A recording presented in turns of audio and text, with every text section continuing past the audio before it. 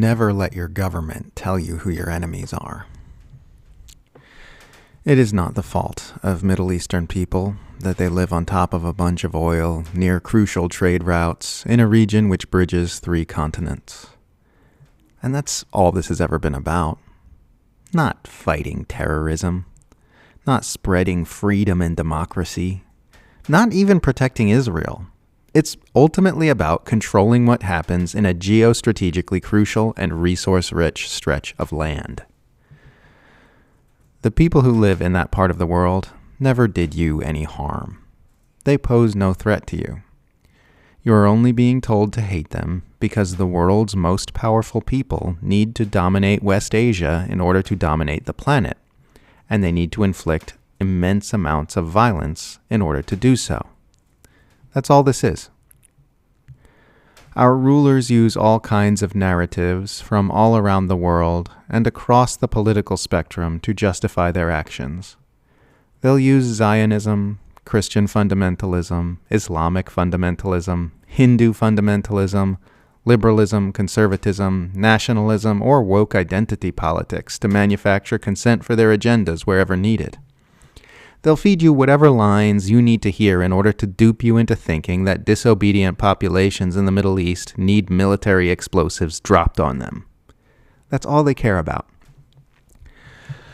Our rulers use their propagandists in the mainstream news media and their narrative managers in Silicon Valley to manipulate public perception toward these murderous agendas using half-truths, lies by omission, distortions, misleading headlines, reversing the victim and the aggressor, starting the timeline of events at convenient points, and uncritically repeating unproven allegations from untrustworthy sources. These manipulators are as critical to the operation of the imperial war machine as the actual people who drop the bombs. What kind of groveling, slobbering bootlicker would play along with this? What kind of power-worshipping empire simp would consent to murder and abuse at mass scale against people who pose no threat to them whatsoever, just because the people in charge told them to feel that way? What a pathetic, profoundly undignified way to exist.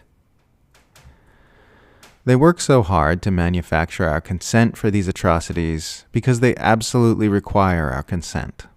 So don't give it to them. When all is said and done, our rulers are at all times acutely aware of the fact that there are a whole lot more of us than there are of them, and that we could very easily turn around and eat them all if we got it into our heads that that would be a good thing to do.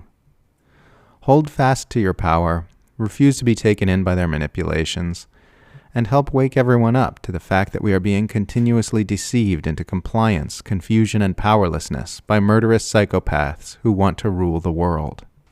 Our real enemies are not in Iran. Our real enemies are not in Lebanon. Our real enemies are not in Gaza or the West Bank. Our real enemies are not in Yemen, Syria, or Iraq.